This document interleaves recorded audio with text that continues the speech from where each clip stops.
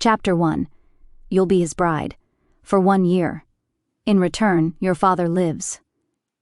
Those were the words that changed Seraphina Vale's fate forever. In a single breath, her freedom was auctioned off like an antique heirloom, traded not for gold, not for peace, but for a blood-soaked truce between empires. Her pen hovered above the contract. Her hands trembled.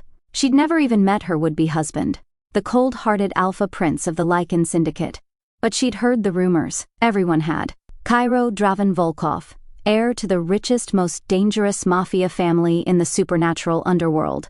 Billionaire, war criminal, alpha werewolf, and the man who allegedly tore out a rival's throat with his bare teeth in a boardroom negotiation. Now, he was to be her husband, her jailer, her shield, or her doom. 1 week earlier, Seraphina Vale stood on the marble balcony of her crumbling family estate, the bitter wind of the northern wilds tugging at her silk robe. Her once pristine world had collapsed overnight. Her father, a respected human noble, had gambled one too many debts with the wrong people, and now the Volkov syndicate had come knocking. Only they didn't want money. They wanted her. Miss Vale, the envoy said coolly. Lord Volkov is extending mercy. His terms are simple. 1 year of marriage. In public, you will be his wife. In private, you will be ignored. Why would he marry me? Seraphina asked bitterly. He doesn't even know me. He doesn't need to. Your bloodline is ancient, pure, politically advantageous. And if I refuse? The envoy smiled. Then your father dies before the sun rises tomorrow. 3 days later, the chapel was empty. No flowers, no vows. Only guards in black suits and sharp fangs hidden beneath their skin. Seraphina's white gown trailed behind her like a ghost. Her heartbeat was loud, not from excitement, but dread. Her groom hadn't even shown up for the rehearsal, and yet, when the doors creaked open and she caught her first glimpse of him, her breath caught in her throat. Tall, sculpted, sinfully cold, with hair black as midnight and eyes the color of molten silver, Kairo Volkov walked toward her like a wolf scenting prey. Not a smile, not a word, only silence. Then he stopped before her, took her hand, and leaned in close. If you try to run, little bride, he whispered, his voice like velvet soaked in sin, I will find you, and I will drag you back to my bed. Her heart stuttered. His lips didn't kiss her, but his promise scorched her skin like fire. You'll sleep in the East Wing, Kairo said bluntly, unbuttoning his suit as he stepped into the penthouse suite of his coastal fortress. Seraphina blinked. We're not even going to pretend to be husband and wife? He turned, fixing her with a stare so intense it pinned her to the spot. I didn't marry you for love. I married you to keep my kingdom from tearing itself apart. He stalked closer. Her breath quickened. She hated how her body betrayed her, reacting to him, craving him. I'm not yours, she whispered, chin tilted defiantly. A dangerous smile curved his lips. Not yet, but fate, it seems, had other plans. She was supposed to be just a pawn. But Seraphina was fire under ice. She challenged him, refused to be broken, and every time she met his fury with calm defiance, something inside him cracked. He started watching her, protecting her, wanting her. And the wolf inside him, the one he'd spent his entire life chaining in shadows, began to stir. Because what began as a contract was slowly becoming a love that could burn kingdoms to ash. Chapter 2. The Volkov coastal estate was more fortress than home, an expanse of polished steel, glass, and cold stone perched on the cliffside, overlooking a roaring ocean that seemed to echo the moods of the man who ruled it. Seraphina Vale stood at the massive window in her assigned room in the East Wing, or rather, her gilded cage. The room was opulent in the coldest sense, imported marble floors, a canopy bed draped in black silk, and a chandelier that glittered like stars frozen in mid-fall. But the lavishness did nothing to soften the chill that sank deep into her bones, or the hollow silence left behind after Kairo Volkov walked away without so much as a backward glance. No kiss, no vow, no warmth, just those silver eyes gleaming with secrets and warnings. The morning after, she awoke to a tray of untouched breakfast on a silver platter, set down by a mute maid who left before Seraphina could ask even one question. It was nearly noon when the knock came, not at the door but from the steel intercom embedded in the wall. "You're to meet the Alpha in his office in 15 minutes, a deep voice growled from the other side. "Don't be late. He doesn't appreciate disobedience." Seraphina inhaled, smoothed down the silken slip that passed for nightwear, and dressed herself in the crisp white blouse and tailored black skirt laid out beside the tray. She didn't know if it was an order or a test, but she wasn't about to give him the satisfaction of seeing her tremble.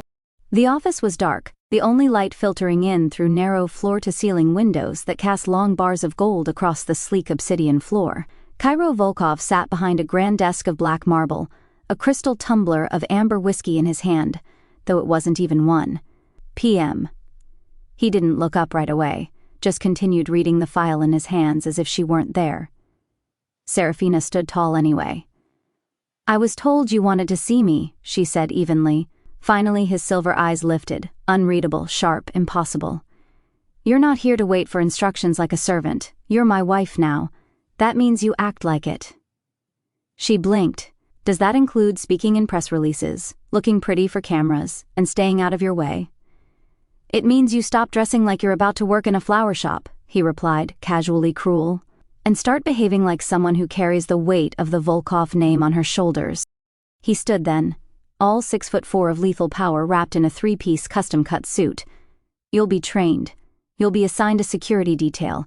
You'll be briefed on the syndicate's internal politics. And from now on, if you leave this estate without clearance," he stepped closer, his breath a whisper against her cheek, "I will find you." A pause. "And next time I won't be so polite." Seraphina met his coldness with fire. "If I'm to play the part of your wife, I suggest you treat me like more than a pawn on your game board." Something flickered in his gaze, not anger, not amusement, something darker, curiosity. He tilted his head, like a predator studying prey that dared to bare its fangs. "You speak as if you have power, little bride." "I have dignity," she said quietly. "You can't beat it out of me with threats and diamonds." He chuckled once, low and dangerous. "Let's see how long that lasts." Then he dismissed her, with a snap of his fingers, like a king to a pet. Later that night, thunder split the sky above the sea, rain crashing against the windows like 1,000 angry fists. Seraphina couldn't sleep. Her dreams were haunted, not by fear but by him. His voice, his scent, his hands. She hated it. Hated him. Hated her traitorous body.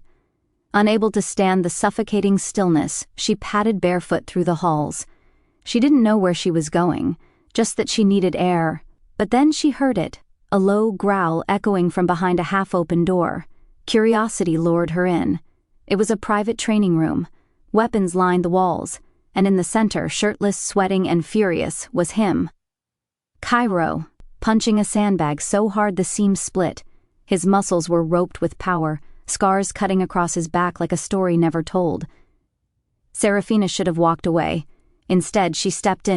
He froze the moment he sensed her, turning, sweat beading at his temple, chest heaving. For once the mask was gone. His eyes were wild. His wolf was near the surface. "Why are you here?" he rasped, voice frayed. "I couldn't sleep." He watched her like a blade might watch a throat. "You shouldn't be here." But he didn't tell her to leave. Seraphina took a step forward, drawn to the storm in him. Does it always hurt, keeping the wolf inside? He flinched, just barely. Then he said something he hadn't said before. Yes, their eyes met, something flickering there, fragile and reckless. She reached for a towel nearby and tossed it to him. "Then don't let it out." He caught it, stunned by her audacity. "And maybe, just maybe." He smiled. A real smile, faint, haunted, but real. Chapter 3. The following morning, the storm that had thundered over the Volkov estate had passed, but inside the mansion, a different kind of pressure was building, one that could not be traced to weather patterns or ocean tides. It came from him, from Kairo. From the way his energy wrapped around the halls like smoke, like shadow, like a wolf silently pacing the corridors, watching, waiting, and Seraphina felt it with every breath. She had been assigned a personal security detail now, a silent, steely-eyed beta named Ruvik who followed her like a specter. He never spoke, he didn't smile, he didn't blink. But he listened, and not just to her, He was wired, undoubtedly, straight to Kairo's private network. Seraphina tested the limits. She deliberately wandered into rooms she wasn't told about. A closed-off library with tomes in ancient wolfish dialects.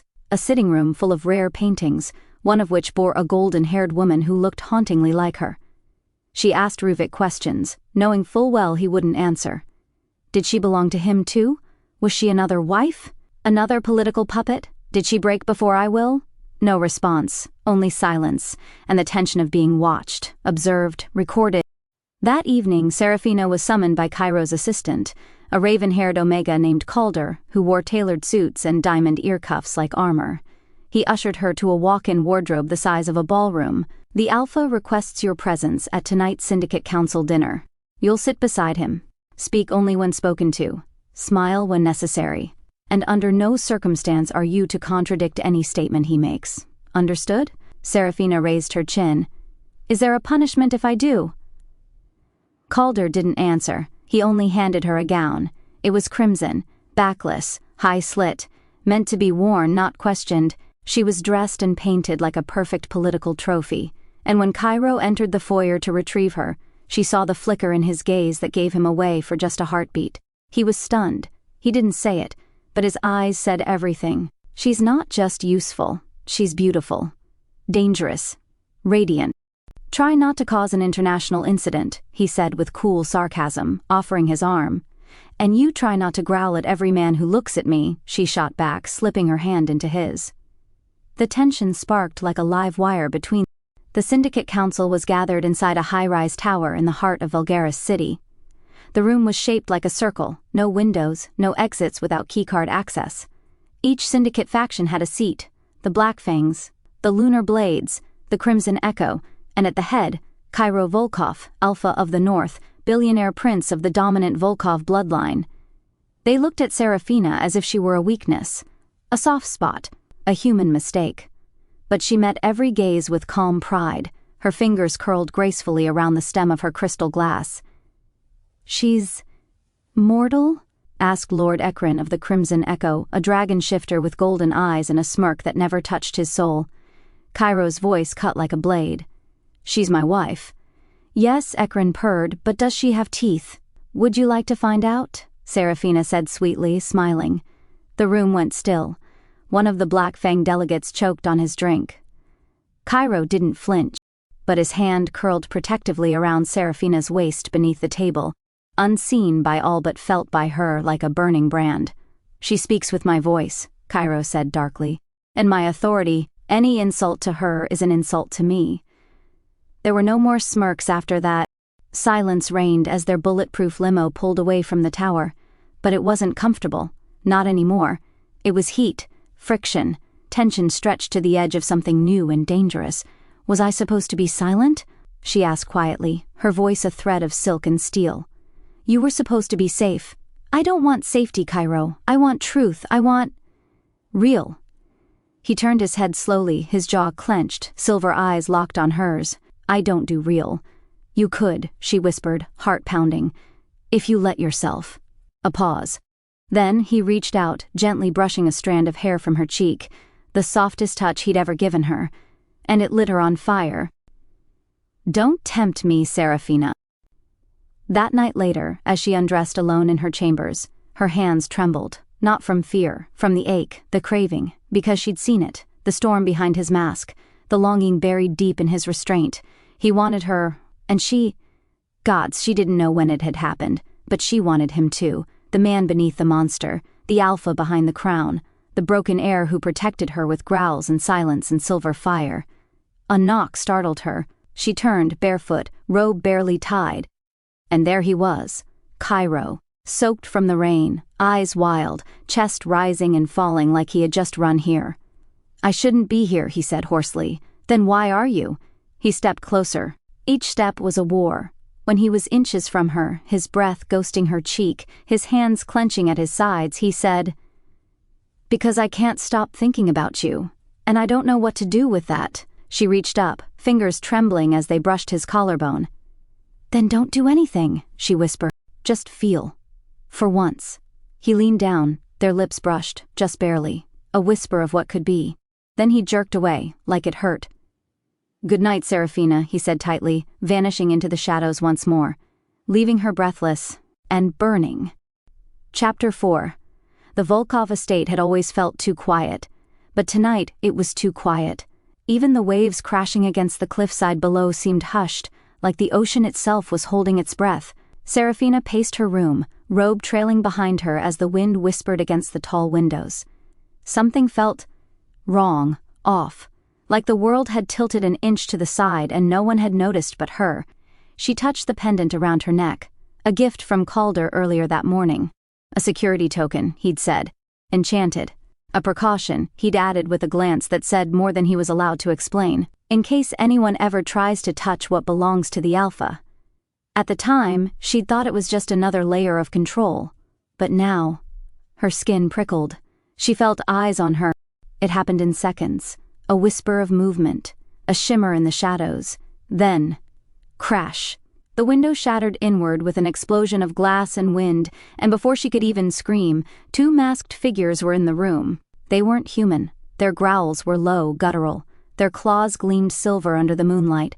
One grabbed her from behind, the other reached for her throat. Seraphina kicked, bit, fought. But she was mortal, small, untrained. Still, she refused to go quietly. "You're making a mistake," she gasped. "He'll come for me. He'll kill you." They laughed. "She thinks the Alpha loves her," one sneered. "He doesn't need to," said the other. "He just needs to bleed for her." Suddenly, the pendant at her throat glowed blue, a sharp, searing flare that blinded the intruders. One howled, the other staggered.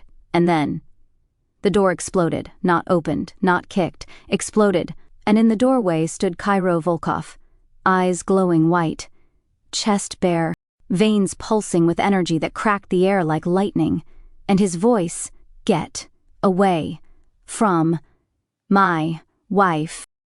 Kairo moved like a storm unchained. His fists were fire, his roar thunder. The intruders barely had time to blink before he was on them, clawed hands ripping one clean off the ground and slamming him into the opposite wall.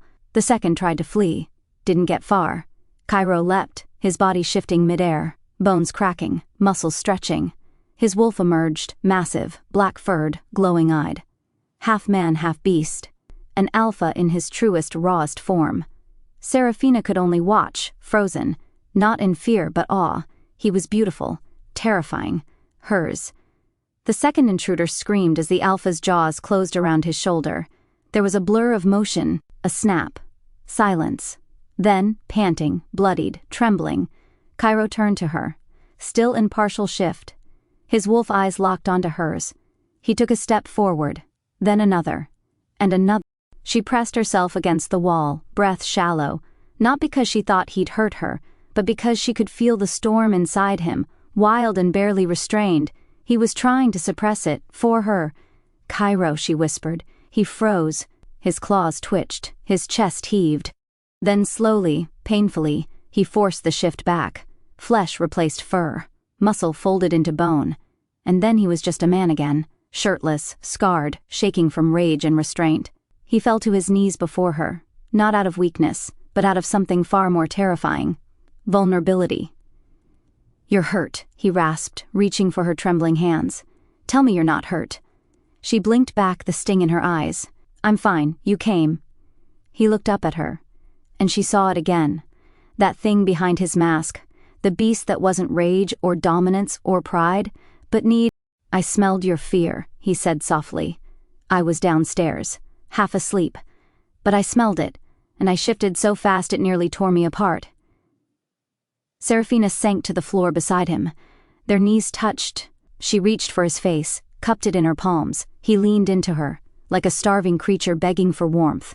"What are you doing to me?" he murmured, and she didn't have an answer. She just whispered, "You saved me." His hand found her waist, hesitant, her breath caught, their faces inched closer, and this time it wasn't a kiss born of lust or hunger, it was tenderness, need, trust. He closed his eyes, their foreheads touching. "You are mine now," he whispered. "Not because of a contract, not because of a treaty, but because I felt you, in my bones, in my blood." Her hands slid to his chest, where his heart thundered under her fingertips. "Then show me," she whispered. He kissed her, slow, deep, like a man discovering warmth for the first time in a lifetime of winter. And the ocean roared below, and the moon rose higher, and the alpha's beast curled around its mate for the first time. Not to claim, but to protect. Chapter 5. It was after dawn when Kairo Volkov issued the command that sent shockwaves through the entire estate. From this day forward, Seraphina will reside in my wing. There was no discussion, no debate, no room for protest. His word, as Alpha, was law. But to Seraphina, it wasn't a command. It was a change. One she wasn't sure she was ready for. The maids were silent as they packed her things, her gowns, her shoes, her few books and personal items, all gathered and boxed like a queen being moved to a new throne. Ruvik, her silent shadow of a guard, stood by the doorway, his face as unreadable as ever. But even he seemed uneasy. The Alpha's wing was sacred ground. No one entered unless summoned. And Seraphina? She hadn't been summoned. She had been claimed. The Alpha's wing, it was nothing like she'd expected.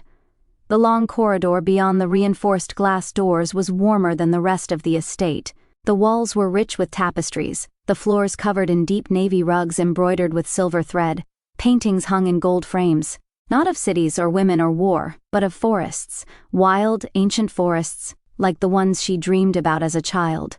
Kairo's quarters were at the very end, a sprawling private suite with 2 levels, a fireplace large enough to roast a stag, a vaulted ceiling made of black wood, and an enormous bed draped in fur and silk, and books, everywhere, stacked high, open, annotated. She had expected steel and control, not this. Not stories and softness and a lingering scent of pine and spice and something distinctly him. She didn't see him all day. He vanished into his meetings, into the syndicate's underbelly, into the world of shadows that had nearly stolen her life the night before. But by the time the fire was crackling and the moon had risen again, he returned, not in suit and armor, but in a dark thermal shirt and low-slung pants, hair damp from a shower, eyes soft with exhaustion. And something else. Regret? Longing? She couldn't name it. "The guards outside are my best men," he said without preamble, voice rough. "There's a direct line to the syndicate emergency network in the nightstand. The wards around this suite are triple layered. No one can get in without losing a limb." He paused. "You'll be safe here." She met his eyes. "But will I be welcome?" That froze him. Then, a slow nod. Yes. They didn't share the bed. Not that night. He gave her the entire thing, vanishing into the attached study with a blanket and a bottle of something expensive. She heard him pacing, reading, pouring another drink. And another. In the morning she found him asleep on the sofa, half curled, a frown between his brows. She brought him a blanket. He didn't stir when she draped it over him, but his fingers, twitching in sleep, curled briefly around the edge. Over the next few days they settled into a strange, intimate rhythm. He taught her about syndicate politics over breakfast, with real explanations now, not clipped briefings. He showed her a map of territories, a ledger of rival families, photographs of enemies who smiled with teeth too white and eyes too dead. "Never trust anyone who smiles like that," he said of one photo, circling it with red ink, "especially if they bring you roses." She laughed, and he looked up, startled, like he'd forgotten what laughter sounded like in this room. She started cooking dinner once, a simple stew. He didn't say a word when he walked in and smelled it, just took one bite and paused. "No one's cooked in this kitchen in 10 years, he murmured. "Too dangerous?" she teased. "Too empty." It was after dinner. Rain drummed softly on the windows. A record played something slow and old in the background.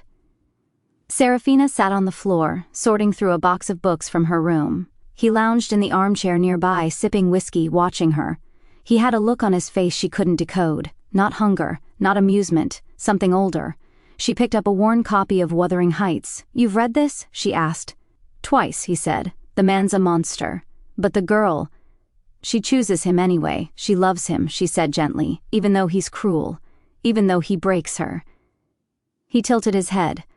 Would I what? Choose someone who breaks you?" Her throat tightened.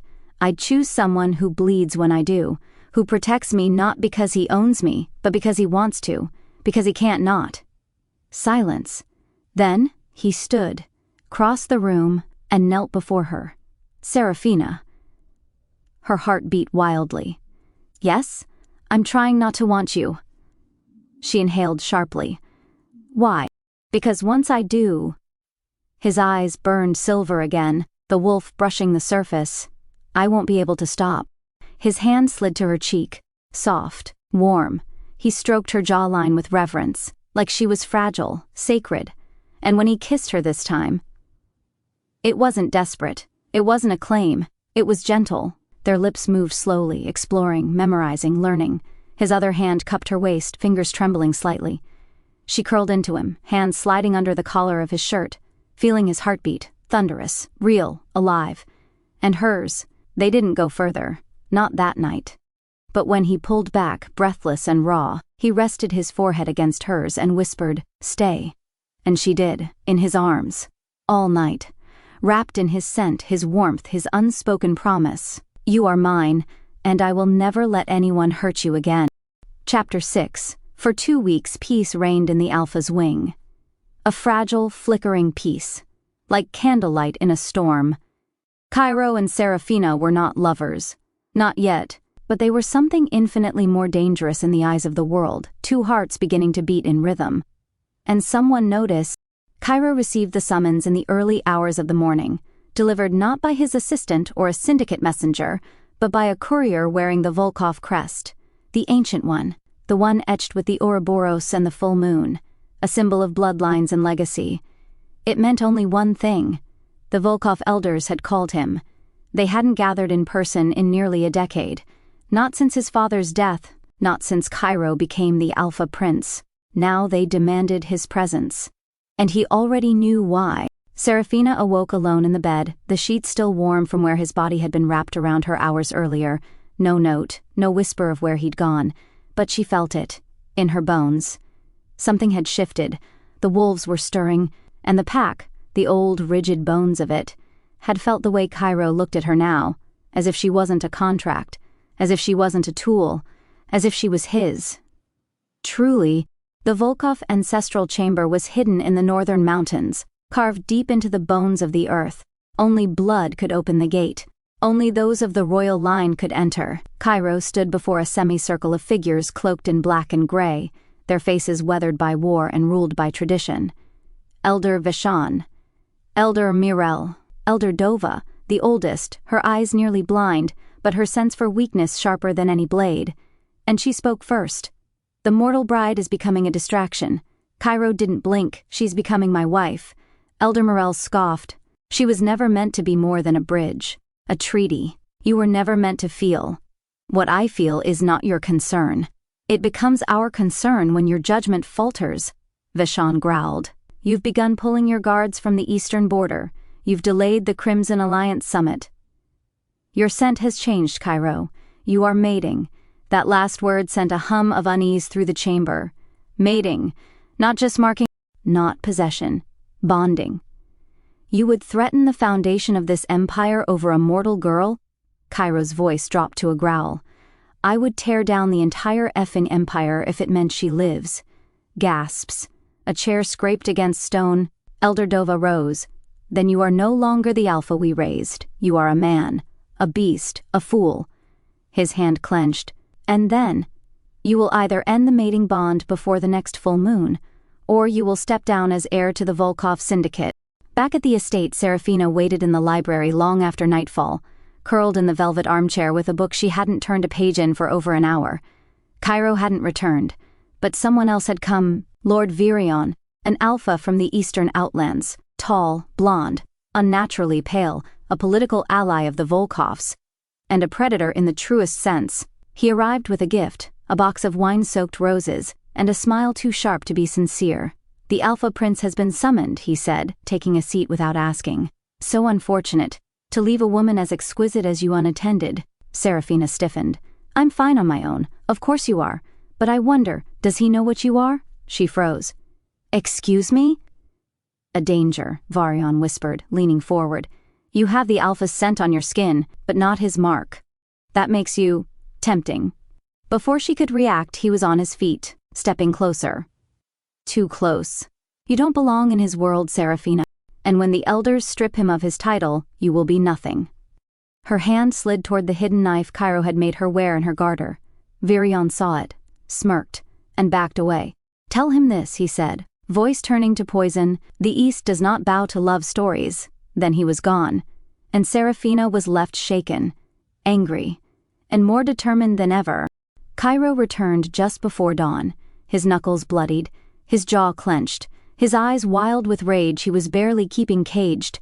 Seraphina was waiting by the fireplace, wearing his shirt and nothing else. "What happened?" He didn't answer, just pulled her into his arms so tightly she could barely breathe. "Did they threaten you?" she asked, breathless. "No," he said hoarsely. "They threatened you." Then he kissed her, harder than before, wilder, and she felt it, his pulse, his fury, his fear. "They want me to give you up," he whispered against her lips. "But I can't, I won't. If I lose the syndicate, if I lose the bloodline, if I lose everything, so be it." She gripped his face, made him look at her. "Then let's burn it down together." He stared at her, shocked, then reverent. "You don't know what you're offering." "I do." He stepped back, slowly, deliberately, and began to unbutton his shirt, then his pants. He shifted, half-wolf now, claws, fangs, eyes glowing with power. She bared her neck, not in submission, but in choice. "Do it," she whispered. "Make me yours, truly." He didn't pounce. He moved like the tide, wrapping her in warmth and wildness, lowering her to the bed they'd never shared fully. Until now, he kissed her shoulder, her collarbone, her throat, and then his fangs pierced her skin. A moan escaped her lips, not of pain, but relief. Because now she was no longer his wife in name only. She was his mate, marked, protected, feared, and adored. Chapter 7. The first thing Seraphina noticed when she woke was the heat, not oppressive, not suffocating, but alive. Her body felt different, more aware. The air tingled against her skin like silk threaded with electricity. Her limbs ached with something that wasn't quite pain, more like the soreness after surviving something monumental, or being born again. And in the silence she could hear more. She could hear the faint echo of Kairo's heartbeat from the bathroom. She could hear the wind whispering outside the balcony doors. She could hear the wolves in the woods beyond the cliffs, calling. The aftermath of the marking the sheets were tangled. The fur blanket half draped across her hips. The curve of her neck was still warm, pulsing with the memory of his bite. She touched the mark gently, a crescent moon, kissed with silver and ringed in a faint glow. Not a scar, but a living symbol. A promise. Alpha's mate. She should have felt afraid. Instead, she felt powerful. Whole, no longer an outsider pretending to wear royal skin. She was his. And yet, still fully herself. Kairo emerged from the bathroom dressed in nothing but low-slung joggers, a towel around his neck, his dark hair damp from a shower. When he saw her awake, bare, beautiful, marked, he stopped mid-step, like he couldn't quite believe she was real. "You should be resting," he said gently. She sat up slowly, letting the blanket fall, unashamed. "I feel fine." He approached, eyes flicking to the mark on her neck, then down to where her bare legs disappeared under the fur. His restraint trembled. "It suits you," he said. "What does?" "The mark. My scent on you. It's driving every dominant wolf in 100 miles insane." "Good," she whispered. "Let them come." His eyes gleamed with silver, and then he was beside her, fingers tracing the edges of the mark reverently. "Do you know what it means now?" he asked softly. "You'll feel everything I feel, not just pain or danger, but hunger, joy, rage, need." She placed her palm flat over his heart. "Then you'll feel me too." He nodded once, eyes closing. Every second. Later that morning, Calder entered with a change of clothes for Seraphina. Not soft robes or luxury silks, but a matte black jumpsuit tailored like armor, cinched waist, gold crest over the heart, high boots, a dagger belt at the hip. "The Alpha wants you at today's council session," Calder said without looking her in the eye. "You'll walk beside him. You'll sit beside him. You'll speak, if you choose." Seraphina raised a brow. "And if I do speak?" Calder finally met her gaze. His lips quirked into the barest hint of something that might have been approval. "Then they'll listen." The council returns. The council chamber was fuller than before. Every Alpha in the region had gathered. The attempted assassination on Seraphina had sent a ripple of tension through the ranks. And now she entered not as Kairo's temporary bride, but as his fated mate. The air shifted the moment she stepped into the room, arm looped through Kairo's. Gasps, stares, uneasy silence. Her eyes locked with Virion's, who had come uninvited. He recoiled slightly. She smiled. The elders rose. Elder Dova narrowed her pale, milky eyes. "You completed the bond." Kairo's voice was low, lethal. "She is mine, by mark, by blood, by choice," Elder Mirel sneered. "You've destabilized the order of succession." "She's the order now," Kairo snapped. All eyes turned to Seraphina. "Speak, Lady Volkov," Dova said mockingly. "If you dare." She stepped forward, unflinching. All those nights studying maps and war reports beside Kairo, all those lessons, all those whispered secrets. She knew what she had to say. "I was brought here as a bride," she said clearly. "A pawn, a bargain made in blood. But I am not that woman anymore. I am the Alpha's mate, his equal, and the syndicate should fear me just as much as they do him." She let her gaze sweep the room. "You question my right to sit at this table, but you should question your own right to challenge me. I have survived an assassination attempt. I have learned your politics. I have walked the halls of your strongholds and read the lies buried beneath your titles." Her voice never shook. "I will no longer be quiet, or graceful, or docile. I am the mate of a Volkov. I wear his mark, not as a collar, but as a crown." And for a moment, just a moment, the entire council bowed their heads. In recognition. Afterward, back in the limo, Kairo didn't speak. His jaw was tense, his shoulders tight. She leaned against him, their fingers entwining slowly. "You didn't have to defend me," he murmured. "I wasn't defending you," she whispered. "I was defending us." He turned, caught her chin in his hand. "You are more than I ever dreamed, and you," she murmured, "are softer than you pretend." His eyes darkened. "Don't spread that rumor." "I won't," she promised, brushing her lips over his. "But I might keep testing it." He growled, kissed her, hard. And when they returned to the estate, they didn't make it to the bed. They barely made it through the door. This time, their love was no longer soft and sacred. It was wild, burning, alpha and mate, equal, eternal, unbreakable. Chapter 8. The news spread like wildfire. The Alpha had marked a mortal, not a born shifter, not a noble-blooded heiress, not a council-approved Omega from one of the old packs, but Seraphina Vale, a girl with no pack, no lineage, no wolf. And now, no choice but to prove herself worthy of the throne she never asked for. The invitation, it arrived on golden parchment, sealed in crimson wax. The emblem was unmistakable, a two-headed snake biting its own tails. The crest of the Varos clan, a notoriously old-school bloodline with deep roots in Eastern tradition, and a well-known disdain for impure matings. The letter was short. To the Lady Seraphina Volkov, mate of the North. "We challenge your claim to Alpha Consort. Under syndicate law, we invoke the right of worth. You will present yourself at dusk, before the Crescent Court. Fail to appear, and your claim is forfeit. Signed, Alpha Thelra Varos."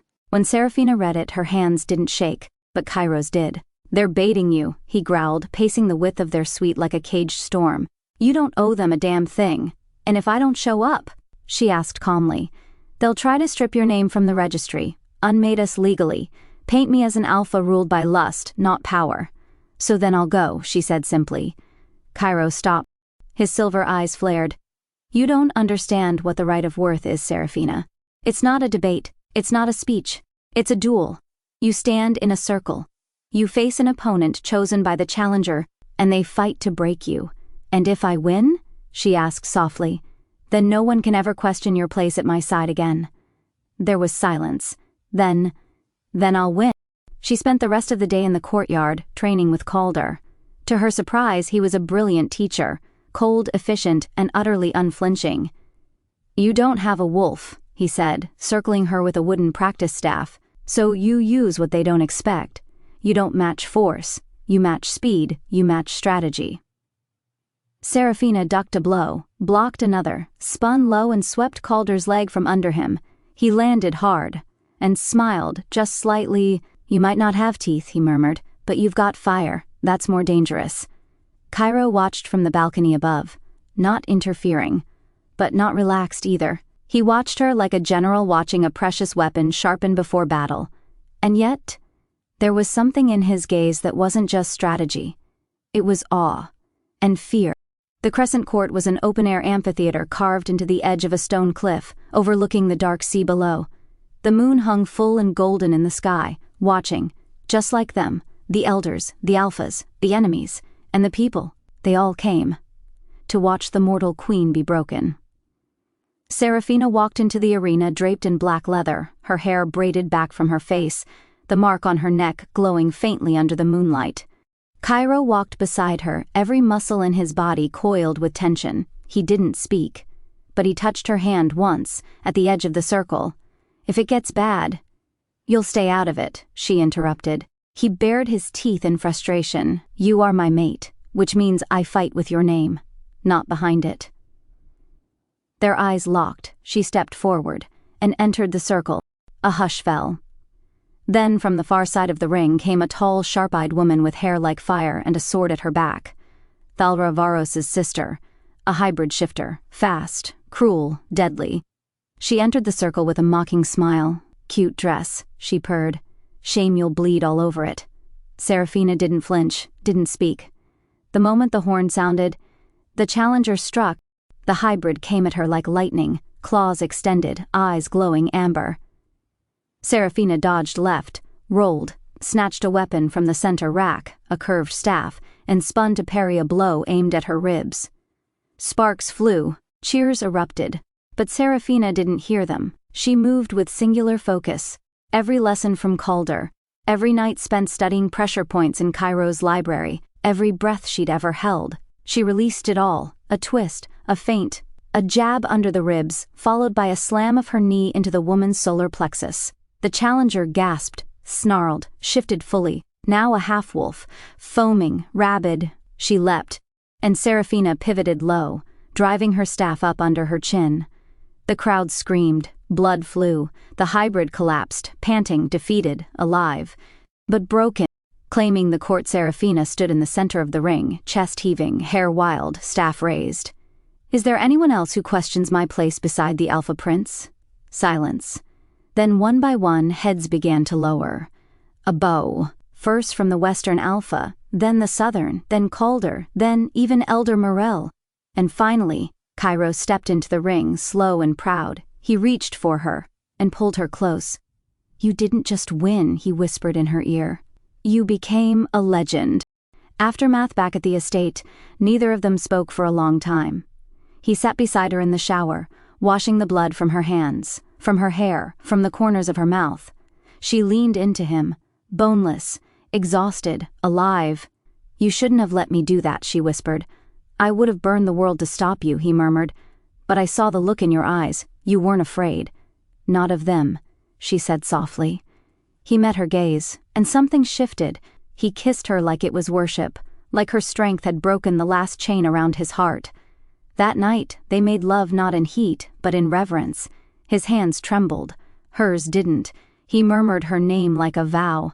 She whispered his like a spell.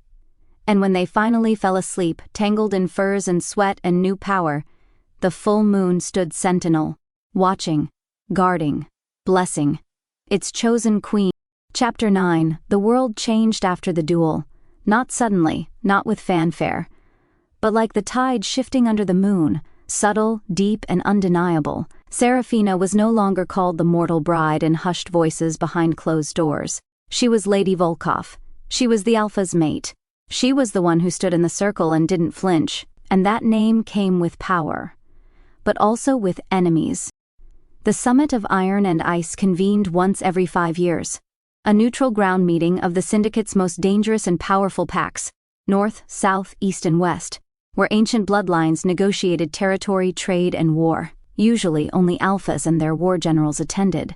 But this year, Kairo Volkov broke precedent. "She sits with me," he said to the court. "No female has ever sat at the iron table," snarled a Southlands envoy. Kairo leaned forward, fingers laced, voice quiet. "Then history is overdue for a correction." And that was the end of it. The journey to the summit took 2 days, by armored motorcade through winding mountain paths, across frozen rivers, and finally to the neutral stronghold built into the base of the Icefang cliffs. Kairo rode with her in the main vehicle, one hand resting gently on her thigh, thumb stroking back and forth. He didn't speak often, but his silence wasn't distant, it was watchful, protective. Seraphina sensed it, the heaviness in his energy, the way his wolf bristled just beneath the surface. He was used to leading through dominance and fear. But this summit, this was a den of knives. They'll try to undermine you, he said quietly as they neared the gates.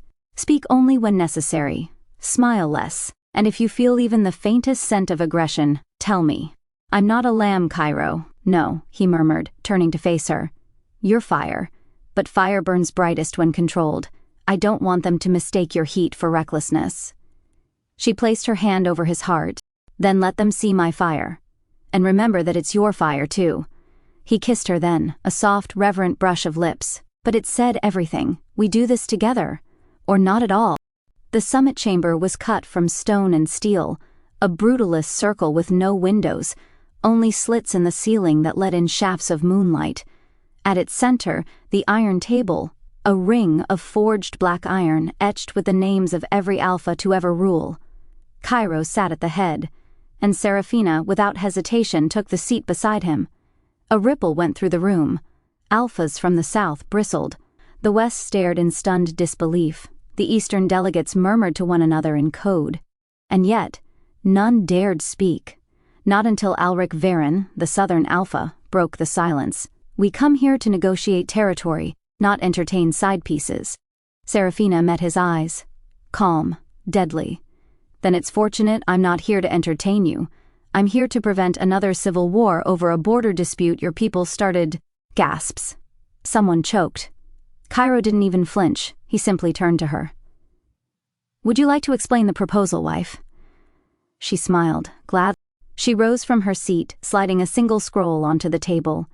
The parchment bore the Volkov seal and a map redrawn in precise ink. Our analyst reviewed every trade route, river crossing, and grain supply depot in the disputed territories. The South's claim that the East violated treaty lines is invalid. The river shifted course 5 years ago during the storm season. The land in question now falls, by code, under Eastern jurisdiction. She turned to Alric. If you wish to challenge that in blood, the East is prepared to accept your declaration. But consider this. If you withdraw from the border now and agree to a 2-year trade deal, you'll receive 12% of their steel shipments in exchange for non-aggression. She paused. Or you can fight and watch the North back the East while the West steals your grain ports during the distraction. Alric stared at her, then at Kairo, then back at her. You're bluffing. Seraphina stepped closer, voice velvet over steel. No, Alpha, I'm threatening. Learn the difference. The room held its breath. Alric's beta leaned in, whispering. After a long silence, Alric leaned back in his chair. The South agrees to the deal. Kairo exhaled softly, and Seraphina sat like a queen. Later, in their private suite at the stronghold, Kairo poured her a glass of wine and handed it to her wordlessly. She took it, sipped, then met his eyes. You're quiet. He crossed to her, sat beside her, brushed her braid from her shoulder. I'm watching you. Why? Because I've led armies. I've silenced courts. I've burned cities. But you walked into that room and bent it around your words like it was made of silk. She turned to him, emotion tightening her throat.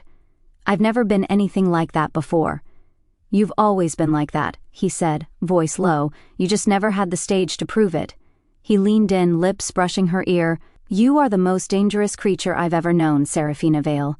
Not because of your teeth, but because of your mind, your heart, and your fire. She kissed him, hard, tears hot on her cheeks, and he kissed her back like a man who had finally found the one thing he never believed he deserved. They undressed each other slowly, worshipfully. There was no rush, no urgency, just quiet reverence between breaths. They made love in front of the hearth fire, not as prince and consort, not as alpha and mate, but as two souls who had finally found home, in fire, in strategy, in war, and in one another. Chapter 10. The summit was over. The iron scrolls were signed, trade borders redrawn. The syndicate's tension for now was quieted, and through it all, Seraphina sat at Kairo's side, not as a symbol, not as a prize, but as a strategist, a voice, a queen. She should have been proud. She should have been content. But late that night, as the wind howled around the stone keep and the world lay silent beneath a curtain of stars, she turned in bed and found Kairo sitting by the fireplace. Alone. And trembling. In all the time she'd known him, in firelight and bloodshed, in softness and storm, he had never shaken. Not even during the duel. Not even when the elders threatened to exile him. But now, as he stared into the flames, his broad back hunched slightly, head bowed, hands clenched in his lap, Seraphina saw it. His wolf wasn't stirring. His human was breaking. "Kairo?" she whispered, rising and wrapping a silk robe around herself. He didn't turn, didn't answer. But when she knelt beside him, sliding her arms around his waist, she felt the hitch in his breathing. The silence was heavy, until he spoke, soft, torn from somewhere far away. "I killed her." She didn't ask who, not at first, she simply waited, and he began to speak. "My mother, Kairo Volkov." She wasn't like the others. She was kind, soft. She kept a garden in the estate courtyard, said flowers were proof that even wolves needed beauty. He swallowed, hard. But she was mated to my father, the alpha, cold, ruthless, obsessed with legacy. He didn't want softness in his house. He wanted heirs. He wanted weapons. Kairo's eyes, distant, flickered gold in the firelight. "When I was 12, I shifted for the first time. Earlier than most, I thought he'd be proud. I tore through 3 of the house guards, but my mother, she came into the hall barefoot, with a shawl around her shoulders, whispering my name. I was scared. I was bleeding. My wolf had control, and I didn't recognize her." His voice cracked. She said my name again. "Kairo, it's me, love."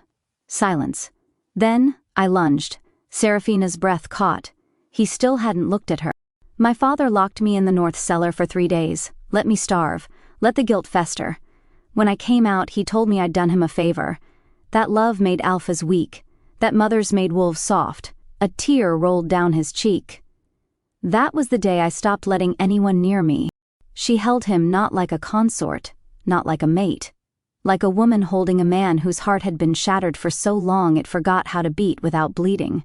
She pulled his head to her chest, ran her fingers through his hair, let him exhale all the pain he'd never spoken aloud. And when he finally looked up at her, eyes raw, voice hoarse, "Do you hate me?" She cupped his cheek. "I grieve for that boy, and I love the man he became." He collapsed into her arms then. Like a fortress finally surrendering to the only force it couldn't fight, gentleness. They didn't return to bed. They curled up in front of the fire on a thick rug, tangled in fur blankets, the low crackle of embers filling the silence between soft kisses and whispered memories. Kairo told her about his first mission at 17, how he tore apart a traitor with his bare hands and didn't feel guilt, because he'd already lost everything that taught him empathy. She told him about her father's debt, about how her mother used to hide coins in hollowed-out books, hoping someday Seraphina could buy herself a way out. They stayed there until the sky turned from black to violet. Dawn, as the light shifted across the stone walls, Kairo pulled Seraphina into his lap, pressing a kiss to the place where his mark glowed faintly against her skin. "You're not just my mate," he whispered. "You're my salvation." She smiled, tears glimmering in her lashes. "And you're the one man in this whole cursed empire I would destroy kingdoms for." He kissed her again, slow, certain. Their bond wasn't built on lust, or fate, or blood. It was built on the truth they'd now bled for. They didn't complete each other. They remade each other.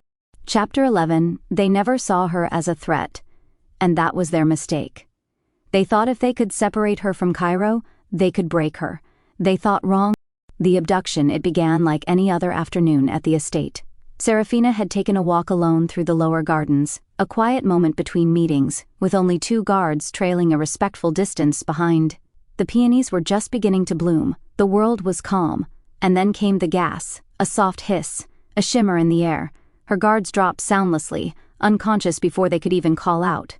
She turned, eyes widened, and then darkness. When she woke, her wrists were chained, her mouth gagged. But her mind? Sharp. Even before she opened her eyes, she catalogued her body. No broken bones. Slight bruising on her left ribs, a headache behind her right eye, likely from the sedative. She was in a small iron-walled room, cold, humid, underground, somewhere remote. Then the scent hit her, wet fur, salt, copper, rotting leaves, wolves, but not Volkov wolves, outlanders, rogues, exiles. And worse, desperate. When the door opened, he entered like he owned the world, a tall alpha with gray-streaked hair, jagged scars over both arms, and a smile like broken glass. Merrick Thorne. Once an heir to the Northern Ridge pack, banished for murdering his cousin in a blood duel.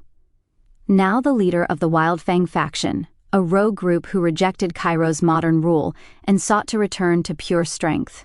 And he looked at Seraphina like she was a relic, a thing, a trophy. "So this is the maid of the prince," he sneered. "You're prettier than I expected. Softer, too." She didn't speak. He pulled the gag away. "Go on," he said. "Say something clever. Or threatening. I love it when they try." Seraphina smiled. "You're going to die for touching me." His eyes gleamed. "Maybe, but not before I make the prince beg."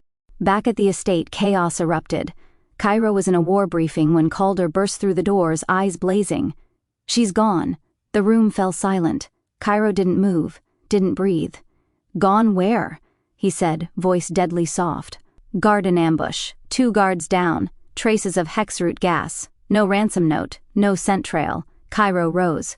Every piece of the ruthless alpha re-emerged at once. "Seal the borders, summon the bloodhounds, notify the syndicate. If she dies, every rogue alpha on this continent dies with her." Back in the underground cell, Merrick thought she was waiting for rescue. He was wrong. She was watching, listening. Every time they fed her, she memorized the door's sound. The pattern of the lock, the steps of the guard who never wore gloves. They made one mistake. They left her with her clothes, including the slim blade Kairo had sewn into the lining of her boot. When the youngest guard came to change her chains, too cocky, too close, she moved, fast, quiet, deadly. The blade flashed, his throat opened with a wet gasp. She took his keys, his weapon, his silence, and she ran, through tunnels that reeked of sweat and blood and desperation. Out into the open moonlight, barefoot and bleeding, but alive, only to be stopped at the tree line by Merrick himself. "Where do you think you're going?" he asked, stepping out of the mist. "Back to my alpha," she said, raising the stolen blade.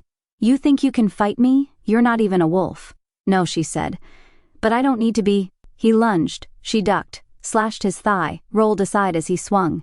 He grabbed her hair, pulled. "You'll never rule," he snarled. "You'll never be one of us." She spat in his face.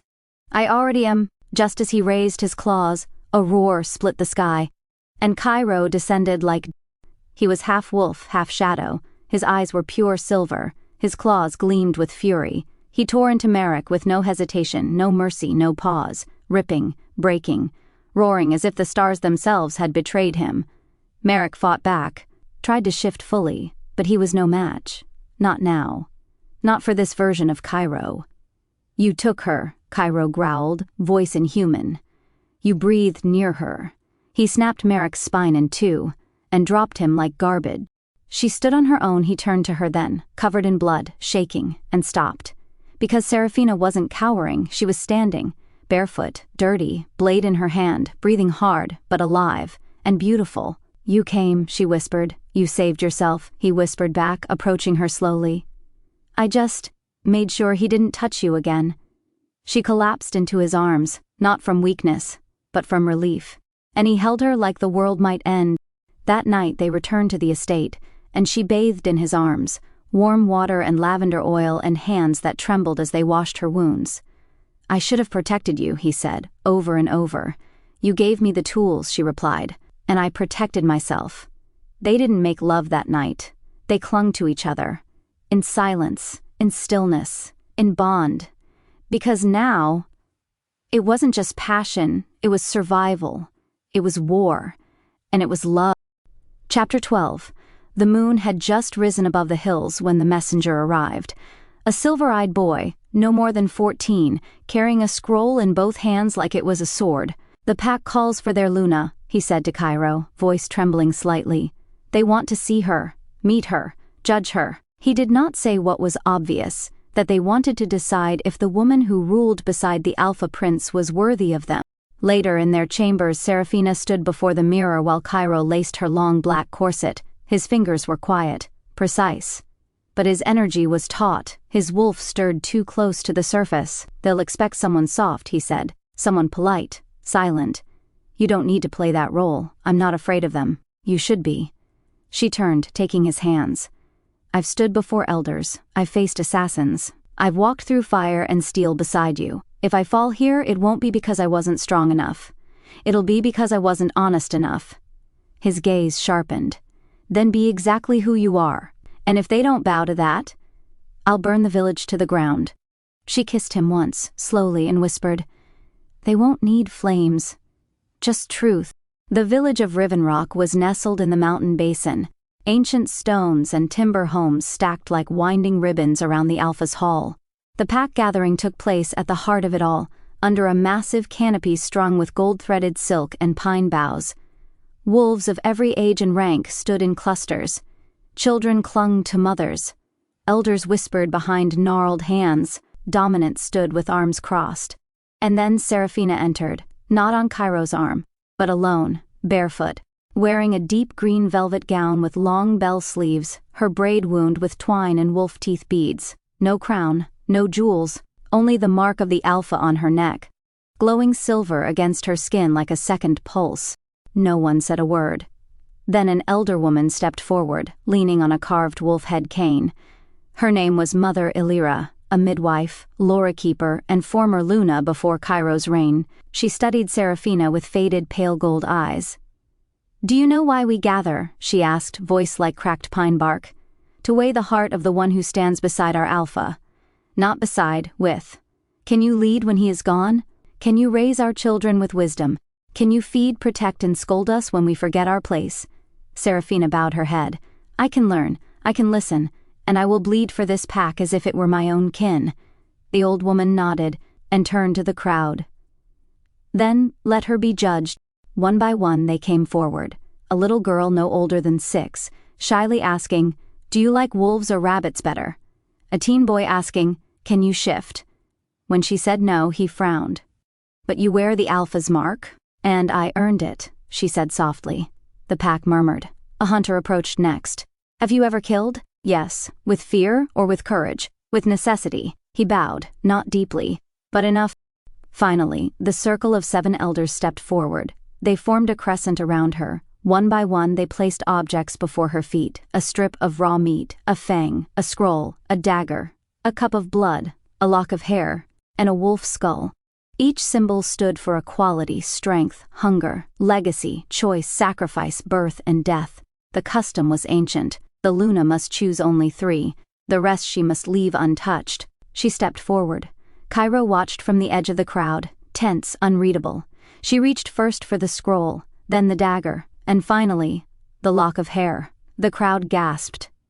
She had chosen legacy, choice, and birth, not strength, not dominance, not even death. "Why?" asked Mother Illyra, voice hard.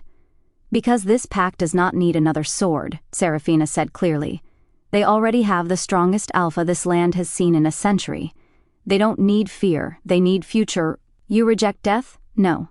I simply choose not to feed it." "You reject hunger?"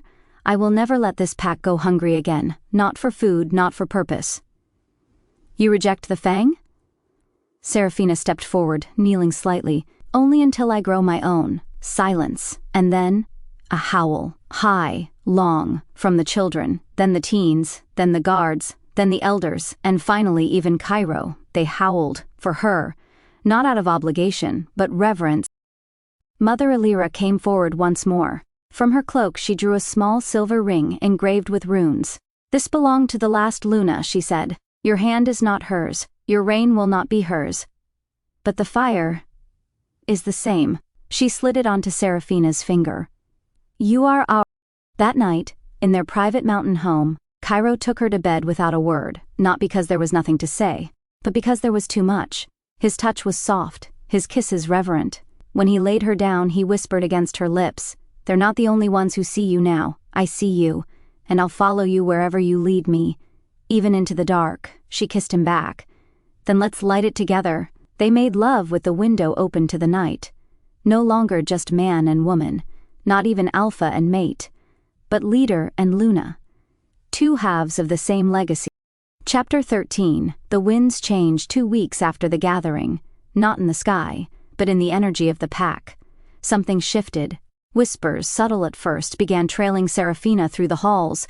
Did you see the new arrival? She's back. Does he know yet? Gods, this is going to tear them apart.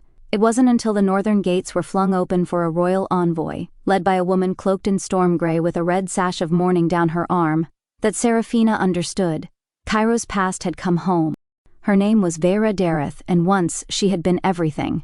Not just a beta, but the beta. Daughter of General Dareth, second in command of the warfront. Heir to the old bloodlines, trained from birth to serve beside the Alpha, not behind him, but beside him. And when Kairo's mother died, everyone assumed Vera would be the one to take Alira's place. They weren't mated, but they were meant to be, until he vanished to the southern territories at 21 and returned years later with a mortal woman wearing his mark. Now Vera stood in the courtyard again, proud, graceful, her white blonde hair braided with silver fangs, her eyes assessing everything. "I'm not here to start a war," she said calmly, voice like winter steel, "only to ask for an audience with him." "That's not your right anymore," Seraphina answered, equally calm. "No?" Vera smiled tightly. "Then perhaps it's his right to tell me that himself." Kairo didn't expect her. When she was announced, his entire body went still. "Leave us," he told Calder and the guards. But Seraphina remained in the doorway, watching. Vera entered like she never left, her boots clicking against the stone. She removed her traveling cloak and dropped it onto the table. She looked good, healthy, sharp, controlled. But behind her mask, Seraphina saw it. The twitch of a buried snarl. "You never said goodbye," Vera said. "There was nothing left to say," Kairo replied. "I was your future, you were my past, and you deserve better than what I was back then." "And now?" she asked, voice trembling. "Do I still deserve better than what you are now?" His eyes narrowed. "Now, I belong to someone else." Seraphina stepped forward then. "If you came to challenge that, you're wasting your time." Vera turned to her, smiled sweetly. "I'm not here to challenge. I'm here to remind you, you weren't chosen by the pack. You were claimed by one man. The rest of us? We bled for this place. We built it. You? You just got a ring and a mark." Seraphina didn't flinch. "And yet here you are, seeking his time, my space, our home." A pause. Then, "If you want him back, Vera, take your best shot. But don't pretend this is about honor. It's about loss. And if you think I don't understand loss, then you haven't paid attention." To keep the peace, Kairo agreed to host a dinner. The heads of the Northern Command, the elders, Calder, Vera, and Seraphina. The seating was deliberate. Vera across from Seraphina, Kairo between them. Tension curled in the air like thunderclouds. The meal was silent, until Vera lifted her wineglass. "To love," she said softly, "and to those who carry it like a blade." "To love," Seraphina echoed, "and those who wear it like armor." Kairo's jaw tightened. "Enough," he said. "This isn't a battleground." "Then maybe you shouldn't have invited both your past and your present into the same room," Vera shot back. Seraphina stood then. "I'll leave if it's easier for you." "No," Kairo growled, rising too. "She stays. You leave if this is a problem." Vera stood slowly, took her napkin, and turned to Seraphina. "This isn't over." Seraphina met her eyes. It never is when someone's trying to reclaim something that doesn't want to be claimed. Later that night, Seraphina stood on the balcony in her nightgown, arms crossed over her chest, watching the stars through misty lashes. Kairo joined her, silently, slid his arms around her from behind, rested his chin on her shoulder. "You're not jealous," he said, more statement than question. "No, I'm sad." "Why?" "Because she didn't come here for war. She came here for closure, and I don't think she got it." Kairo kissed her neck. "She's the only person who ever saw my pain and didn't try to fix it. She made me stronger by never asking me to soften. And I loved her for that once." Seraphina turned. "And now?" "Now I love the one who didn't just see the pain. She walked through it with me." She touched his face. "I'm not afraid of her." "Good," he said. "Because she's afraid of you." The next morning a message arrived, written in Vera's elegant hand. "If she wishes to prove herself as more than a title, let her meet me in the old ring." Just her. No alphas, no guards, just truth. Seraphina didn't hesitate. Tell her I'll be there. Chapter 14. The old training ring stood silent at dawn, a circle of cracked stone and frost-laced moss tucked deep into the northern hills. It had once been a proving ground. Alphas had been broken here. Betas forged. Futures decided. Now it would host something rarer. A meeting between the Luna and the one who almost was. Seraphina arrives first. She wore no armor, no silk, no furs, just a simple slate-gray tunic and worn leather boots. Her braid was tight, her face calm, her pulse steady. She stepped into the circle, waited, and then Vera appeared, silent, regal, dressed in the red of morning, with her hair down like snow over her shoulders. They did not speak at first. They simply stood at opposite ends of the ring, the mist curling between them, the forest watching, until Vera broke the silence. You came, you called. You're not afraid I'll challenge you? Seraphina smiled faintly. I'm not here to win, I'm here to understand. Vera's mouth tightened. Then she began to pace. I loved him, Vera said. Not the way the stories say, wildly or beautifully. I loved him like a wound I kept reopening just to feel something. We were children who bled together. I thought, that meant I was owed something, and when he didn't return your love? I didn't stop. I just waited, and every year he didn't come back, I told myself he would. And then you arrived. Seraphina didn't flinch. I didn't steal him. No. You healed him. That's worse. You did in months what I couldn't do in a decade. He was always going to choose what made him feel whole, and I think, deep down, so were you. Vera stared at her, then turned her face to the gray sky. Do you know why I asked you here? To fight. No, Vera said. To surrender. She reached into her coat, pulled out a dagger. The blade was ancient, wolf-forged, curved, etched in moon script. It had once belonged to her mother, a ceremonial beta blade. She walked to the center of the ring. Kneeling, she placed it at Seraphina's feet. This is the last of my claim. To him, to this pack, to the future I thought I was entitled to. Seraphina stepped forward, knelt across from her, placed her palm over the blade, then let it bear witness you never needed him to be worthy. But I wanted him to love me. He did, as a brother, a soldier, a memory, but not as a mate. Vera nodded slowly. And you? Do you love him as he is? No, Seraphina whispered. I love him despite it, because of it. And in all the moments when he doesn't know how to be anything at all. Tears welled in Vera's eyes, not dramatic, just real, and then, for the first time, they smiled at each other. Not as rivals, but as women who had survived different kinds of longing. Vera rose first. I'll leave tomorrow. I'll go to the border packs and offer them my blade. They'll need it more than this place does now. You'll always have a place here, Seraphina said quietly. No. Vera replied.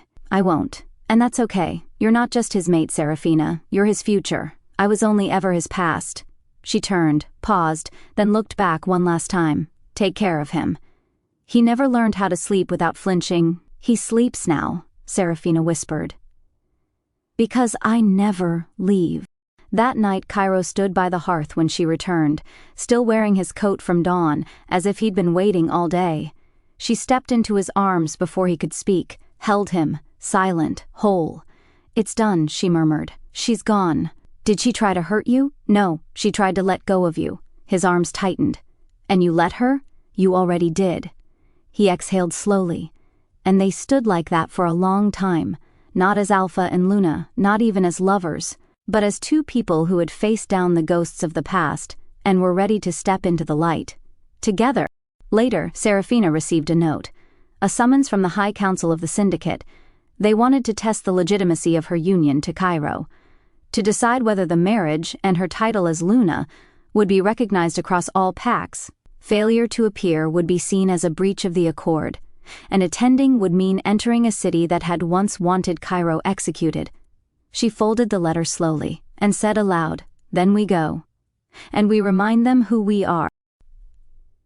Chapter 15. Silverest had always been a city of mirrors, the capital of syndicate power, built on stone and pride, gilded with ancient promises and new betrayals. Every brick hummed with the weight of generations, Alphas crowned and dethroned, Lunas anointed and disgraced, bloodlines traded like currency. And now, it would judge her. Not Kairo, not the pack, but Seraphina, the mortal-born woman who had taken the Alpha Prince's mark and claimed his throne without bloodline, history, or permission. They arrived just before dusk. Seraphina sat beside Kairo in the obsidian carriage, wrapped in midnight velvet and quiet fire. Her hair was braided back in intricate loops, with silver pins shaped like wolf fangs and one braided strand streaked with red, a symbol of surviving the rogue abduction. Of walking through fire, Kairo wore his ceremonial black, no crown, no medals, just the Alpha insignia stitched over his heart in iron thread, and his mate's scent on his skin. The gates of the citadel opened with the deep groan of rusted judgment, and a dozen high-ranking pack guards formed two flanking lines of honor. Or was it challenge? "Welcome, Alpha Volkov," said the silver-robed council chancellor, voice tight. "And Luna Seraphina." She caught the flicker of disdain. She returned it with a slow, patient smile. "You summoned us. We came. Let's not pretend we aren't the most interesting thing that's happened in this room for years." The chancellor blinked. Kairo chuckled under his breath. They walked in, together.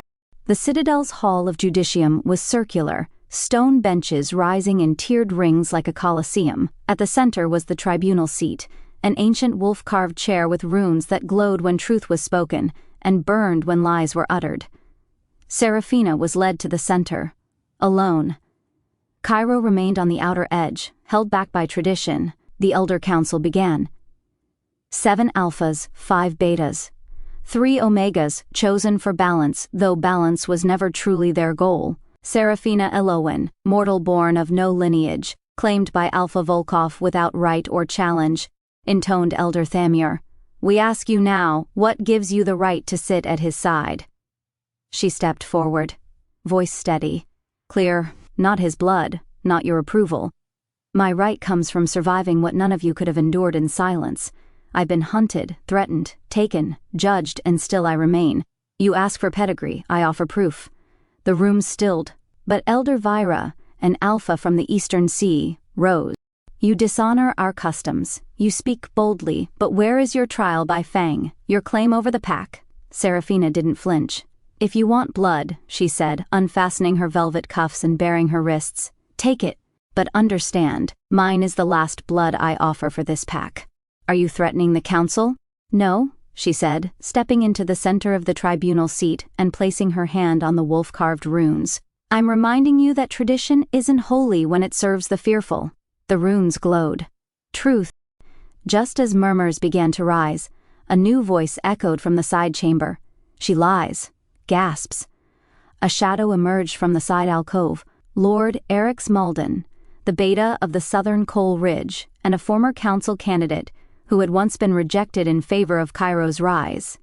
He bowed deeply, and then presented a forged bond decree.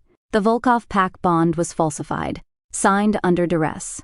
The Luna's mark was not ratified by the Bloodright seal. By law, she is not Luna. Kairo stood instantly, fury rippling through his aura. "That document is a forgery." "You expect us to believe that?" another counselor asked. "I expect you to remember that if you challenge me now, you challenge the largest military pack in the syndicate," Kairo growled, "and I will respond with law, or war." Seraphina stepped forward again, placing her hand over her mark. "I'll prove it." "How?" "Let me undergo the rite of union in front of this council, with him. Now." It was a sacred act, rare, and never done on the citadel floor. But Seraphina stood in the center, Kairo across from her, both of them surrounded by firelight and the chanting voices of council shamans. A silver blade was brought, a bowl of wolfbone, a single thread of moonlace. They each cut a palm, laced their fingers together, blood met blood, and as their foreheads touched, the wolfbone glowed crimson gold, a symbol of true bond, unforced, undeniable. The citadel shook slightly, the flames burst higher, the tribunal seat howled once, and then fell silent. "The bond is valid," whispered the lead shaman, "and it is unbreakable." In the silence that followed, Elder Thamir rose. "Then let it be known. Seraphina Elowyn Volkov is Luna, and by this union the council recognizes her authority. There was no applause, but there was respect, and that was all they needed. As they turned to leave, the Chancellor called after them. "One last request, Alpha." Kairo paused. "Yes? If this pack alliance is to survive, we must evolve. Would you consider stepping forward as High Alpha now that you rule the strongest pack with a Luna who unites factions?" A pause. Kairo turned to Seraphina. She met his gaze, nodded once. "We'll consider it," Kairo said, but later, in the privacy of their suite, Seraphina said, "They don't get to crown you to control you. If we accept, it's on our terms." And Kairo, grinning, pulled her into his arms. "Then let's rewrite the damn throne." Chapter 16. The carriage wheels hummed softly as they rolled across familiar soil, Volkov territory at last. The council had bowed, the bond had been proven, the enemies had fallen silent, but the final moment still waited, the coronation. Not a wedding, not a feast. The ceremony of the crown was a sacred rite, witnessed by all allied packs, held once every 2 generations. There would be wolves, there would be blades, there would be fire. But tonight, there was only them. Home again as the dark trees of the Volkov estate came into view, Seraphina let out a long, slow breath. "It feels different." Kairo nodded. "It is. How?" "You're not a guest anymore," he said. "You're home." Their fingers touched on the velvet seat between them. Just barely, but it was enough. Outside the window, lanterns flickered along the path. Guards saluted. Children paused their games to watch the carriage pass. And at the gates, the pack waited in silence, not with skepticism this time, but reverent awe. When Seraphina stepped out, the silence broke not with cheers, but with a low, synchronized bow. Every head lowered, even the dominants, even the betas, even the elders, because she had survived. And they knew it now. Tradition demanded the Luna be purified before a coronation, not as submission, but as renewal. But Seraphina refused the ceremonial priestesses. Instead, she stepped into the steaming pool behind the estate alone, the surface glittering with moon petals and floating jasmine. She unbound her braid, let her gown fall, stepped in, and let the water claim her. Warmth surrounded her like memory. Scars softened under the surface, muscles relaxed, and the weight of rule pressed down like silk and steel. She tilted her head back, moonlight on her throat. "I'm ready," she whispered. "Not yet," said a voice behind her. She turned, and saw Kairo at the edge of the stone. He didn't speak, just undressed in silence, layer by layer, until the last of his armor dropped onto the marble. Then he stepped into the water, naked, bare. His eyes never left hers. When he reached her, he paused, one hand lifted, not to possess, but to ask. She stepped into his chest and laid her head against his heart. It beat slow, deep, steady. "Tomorrow," he said, "they crown us, I know. But tonight," he murmured, voice low against her ear, "I need to remember who I'm doing it for." He slid his hand to her jaw, kissed her, and it was not fire this time, it was earth, solid, real, unshakable. They made love in the water. Slow, quiet, reverent. No urgency, no claim. Just movement, breath, skin on skin under the stars. At one point, she pressed her lips to the mark on his neck, the first one she gave him, and whispered, "You were never alone. Even before me, you were just waiting." His voice was rough. "I thought I'd been tamed, but you never tried to cage me. You just saw the wolf and didn't run." Later, wrapped in thick linen and each other, lying on the terrace bed above the baths, Kairo said, "What if I fail them? Then we fail together, but we never fail each other." He turned and laid his forehead to hers. "Say it again. We never fail each other." Dawn the drums began at sunrise. 3 slow beats, then silence, 3 more, and then the horns. The coronation had begun. Outside, the pack gathered by the thousands, spilling through the hills, the fields, the forests surrounding the Volkov ancestral altar. Dignitaries from 12 territories arrived in cloaks of crimson and gold. The ceremonial blades were placed, the fire prepared, the runes marked in blood across the stone. But inside, Kairo watched Seraphina from the edge of the room as she dressed for the last time as a bride. Her gown was nothing like tradition. No lace, no crown. It was black, pure black, with silver threads shaped into running wolves across her spine and a slit that revealed the dagger holster on her thigh. She wore her scars openly now, and her mark glowed like it was lit from beneath. He crossed the room, took her hands, and together they stepped into the light. Chapter 17. The morning of the coronation broke like prophecy. Low silver clouds wrapped the mountains, and golden mist flooded the valley around the Volkov ancestral grounds. Hundreds of fires burned in carved braziers along the cliffs. Every pack, every bloodline, every remaining alpha family in the syndicate had come. Some to witness, some to challenge, but all of them to watch, because today, the syndicate didn't just gain a high alpha and Luna. It gained its first unified sovereigns in over 2 centuries, the ceremony grounds. The grounds were carved into the stone of the land itself, wide tiers forming a natural amphitheater that circled the sacred altar. Wolves lined the cliffs in both forms, fur bristling, eyes glowing, silent. A high platform waited at the center, where the fire pit crackled, and 2 ancient thrones, one iron, one carved from obsidian, stood in shadow. At the platform's edge, the high seer stood cloaked in moonweave, chanting the words of coronation. The sound of drums began, a low pulsing beat that echoed like a heart through the mountain. And then, from the mouth of the old temple, they appeared. Seraphina walked ahead, black cloak trailing behind her, embroidered in white thread that formed a map of the pack territories, stitched by hand with threads dipped in Kairo's blood. Her hair was braided high, circled with a single silver circlet etched with the symbol of unity, a wolf and a dagger entwined. Kairo walked behind her, flanked by 2 silver blade guards. No crown, just power. They ascended the steps, and the high seer raised his voice. Blood calls to blood. The land calls to its leaders, and we gather to witness the rise of a bond that defied bloodlines, curses, and the judgment of the old world. He gestured for them to kneel, and as they did, a silence swept the hills. Not just reverent, ominous, because from the edge of the forest, a single figure appeared, wearing red, face shadowed, holding something.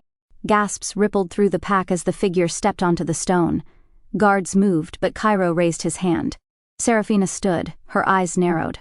Who dares? The high seer thundered. The figure lifted her head.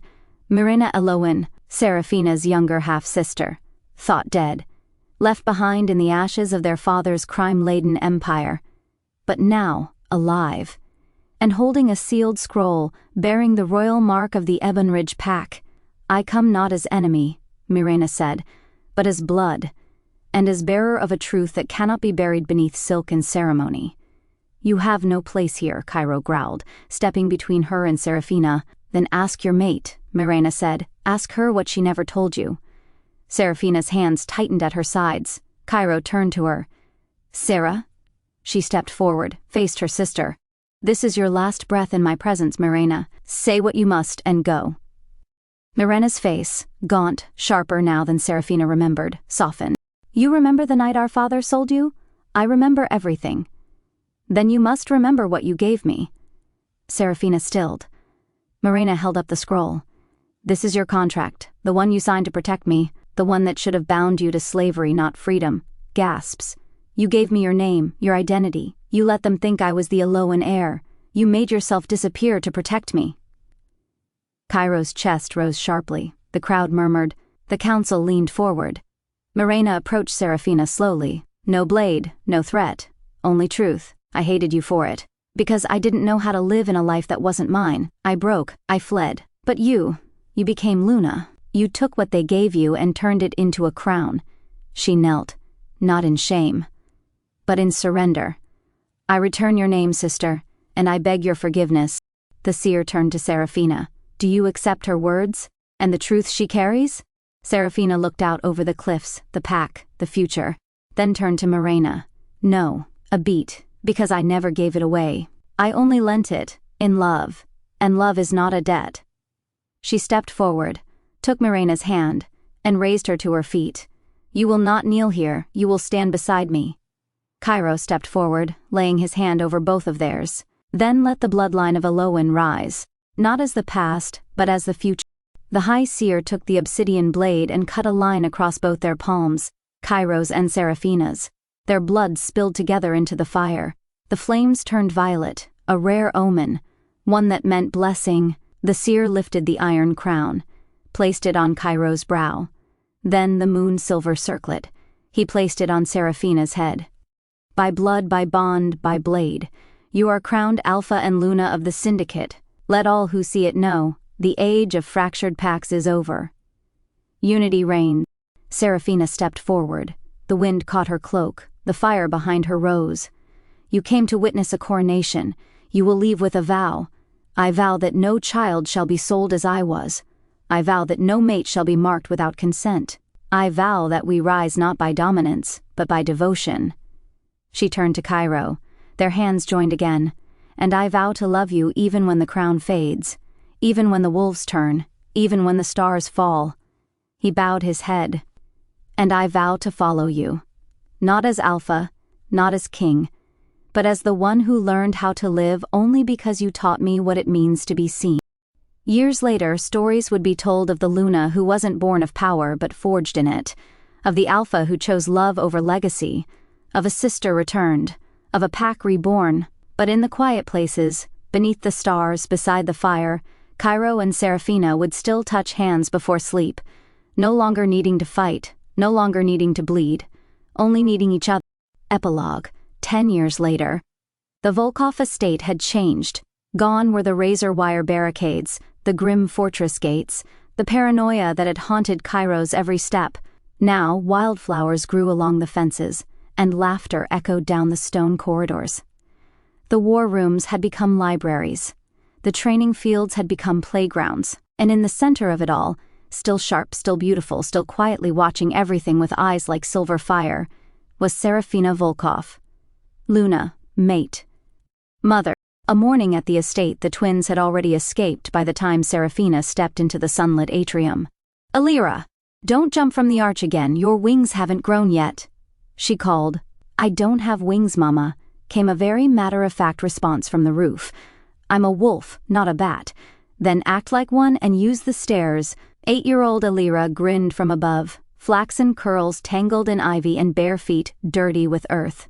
Her twin brother Kaylin stood below, arms crossed, expression already far too serious for a boy of his age. If she breaks her leg again, Papa says she'll heal and be grounded until she's 18. Papa says that about everything, Alira called back. Seraphina only smiled and turned. Where is your father anyway? With the new border Alpha, Kaylin replied. They're talking about alliances again. Of course they are. Because Kairo Volkov, High Alpha, feared strategist, former MAFIA prince, had become something far more dangerous over the years, a man at peace. Seraphina stepped into her greenhouse, where the heat from the southern sun kissed her skin. She wore no crown here, only gloves, a silk wrap, her hands buried in dirt, planting herbs she'd grown since the early days of their rule. Alira eventually wandered in, cheeks pink and a fresh rip in her tunic. Mama, yes, love? Is it true that you weren't born a wolf? Seraphina paused, sat back, looked at her daughter, the same pale fire in her eyes that Kairo carried, the same fierce will Seraphina had learned to shape, not suppress. It's true, I was born human. But how did you become one of us? By loving your father, Seraphina whispered, by fighting for my place, by walking through fire and never letting it burn away my heart. Alira was quiet for a moment, then, when I grow up, I want to fall in love like that, Seraphina smiled. Then be brave, little wolf, because that kind of love doesn't come easy, but it's worth everything. He came to her in the afternoon, shirt half unbuttoned, hair wind-tousled, skin warm from riding, still handsome, still hers. He slipped behind her as she trimmed her roses, arms around her waist, mouth at her ear. The kids gave the northern diplomat fleas. They didn't, she said, turning in his arms. No, really. Alira slipped wolfbane oil into his fur shampoo. I had to bribe him with half a vineyard. She laughed, leaned into him. He cupped her jaw. Still want to run away with me someday? Always. That night they sat on the rooftop, the twins nestled between them, a blanket of stars stretched across the sky. Kaylin was already asleep, thumb tucked against Kairo's chest. Alira was wide awake, asking too many questions about moon phases and war history. Seraphina kissed the crown of her daughter's head. You don't have to lead the pack when you're grown, you know, she said softly. Alira blinked up at her. Why not? Because you should lead only if it calls to you, not because it's expected. Elira thought for a moment. Well, I think it does call to me, but only if Kaylin does the boring parts. Deal, Kaylin murmured in his sleep. Kairo and Seraphina both laughed, and in that moment, under the stars, wrapped in the warmth of their children and the scent of summer, they felt it, peace, real, earned, and never taken for granted. Long after the twins fell asleep, Seraphina stayed awake, watching the moon arc overhead. Kairo kissed her temple. Are you happy? More than I ever thought I'd be, she whispered. Still scared? Only of forgetting what we went through to get here. Then we won't, he promised. We'll remind each other, every day. She nodded, and as the night deepened, the Alpha and his Luna lay beneath the stars, no longer fugitives, no longer bound by contracts, just a family, whole, forever. The end. Hey everyone, thanks for watching. Kindly comment below if you loved it. Don't forget to like, subscribe, and hit that bell icon for more amazing content. Drop a comment with your favorite moment, and I'll see you in the next one.